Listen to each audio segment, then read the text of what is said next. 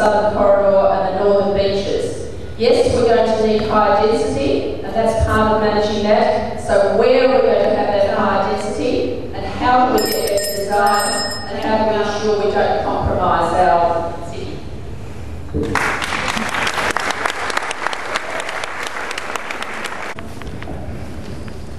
The development industry, and I believe the broader community, look for certainty when investing. So to that end, what is your vision for the Mount Peter, CBD, Palm Cove, Northern Beaches and Port Douglas areas?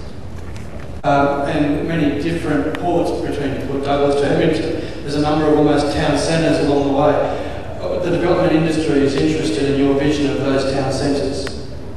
On the website, and that was something that we actually had a look at back in 2003 when I first decided I was going to run for mayor, is for us to become a remarkable tropical city. And I'll say that over and over again, a tropical city.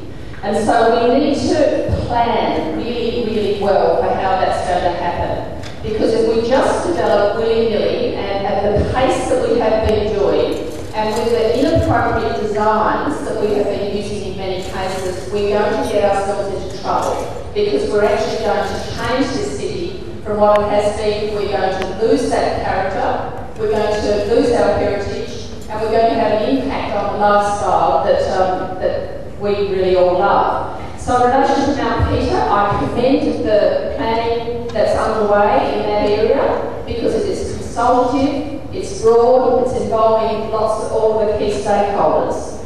In relation to the northern beaches, we've got to put a stop to the current planning for the Northern Beaches Town Centre. Not to stop it completely, but to say we've got to go back and engage people in the way that they have done in the Southern Corridor, because lots of people have missed out on having input into that. And I know, I sat next to Matthew at lunchtime before, that there are big business people in that northern area who really want to be involved in that.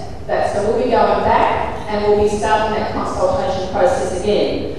In relation to the city, yes, we are going to have high density in the city, but we need to be looking at urban design and what our streetscapes look like, and what the height of buildings, and how that, I suppose, fits in with the green face of Cairns and all those beautiful mountains behind us. In relation to Port Douglas and that whole area there, there's a very big consultation process going on at the moment with the waterfront of Port Douglas. Huge number of stakeholders, very complex. Once that consultation process is through, I think there's going to be opportunity there for business and tourism people to really be engaged in revitalising the whole Port Douglas area. Thank you, Matt. There is a point of difference, obviously, between Mel's view of the city in 20 years' time and my view. That is a very distinct point of difference. Where we come from, very simply, is that we're a linear city as opposed to most other cities where you have hub and spoke service delivery from a central core out to the suburbs. We will be a city of 100, or a regional city of 190 kilometres in length, about 22 in width. When all this is over on 16. So we have a linear service delivery model. That implies obviously restrictions with public transport and highways and so on. We work very closely with the main roads department to make sure that we bring on infrastructure when there are trigger points with population growth in various areas.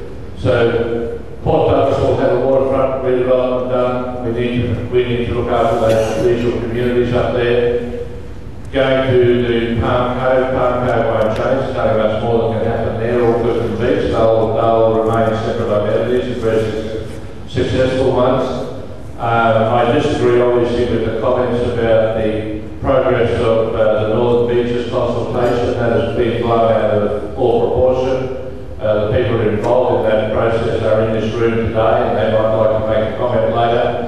But there will be a town centre in the Northern Beaches, I would hope, and there will be one in the Southern Corridor, because we work on the philosophy that not everybody has to come into the city. This city is going to have, in another 25 years' time, a population of about 230,000 people. They can't all come in and work in the CBD here, where we are. We'll still have this CBD and these hotels.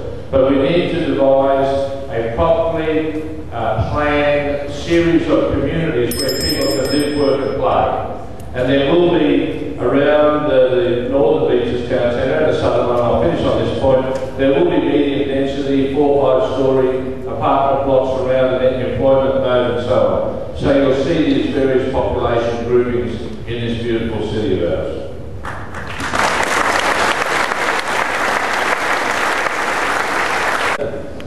That is, the local government don't mandate the design of houses for use. That's a state government motion.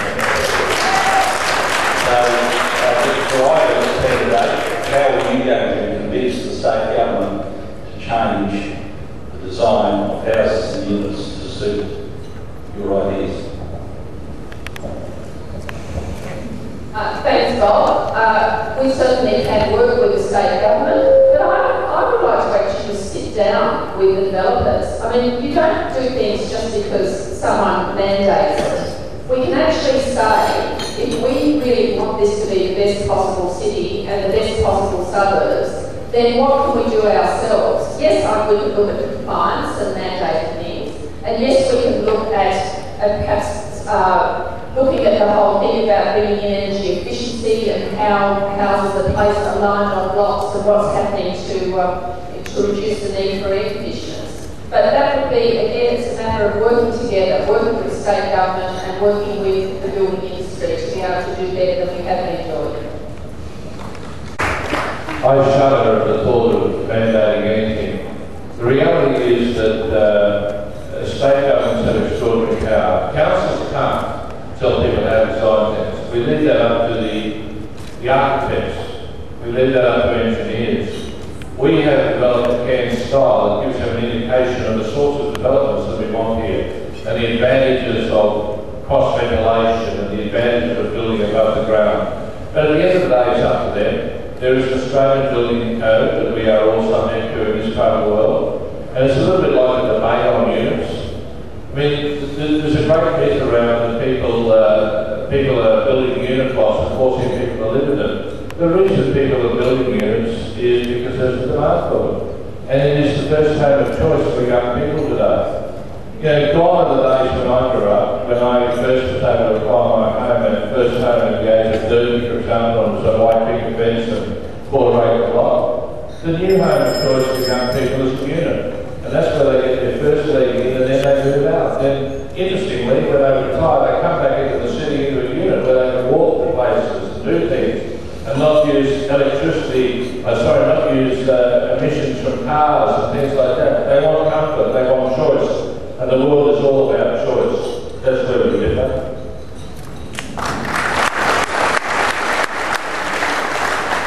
Represent a very active community association on the northern beaches. In fact, we look forward to your presence, both candidates for the mayor, on Tuesday night at our Meet the Candidates night. We're very concerned about the front page of the Northern News announcement that we are going to get a small mini city in Smithfield, which may or may not be a great idea. But we found out about it through the newspapers. We're wondering when actually the communities and the businesses that live and operate there are going to be consulted on how this is going to pan out and which way it's going to go, and perhaps that we should have some input into the development of that satellite city. Thank you. Well, Kevin, currently in power.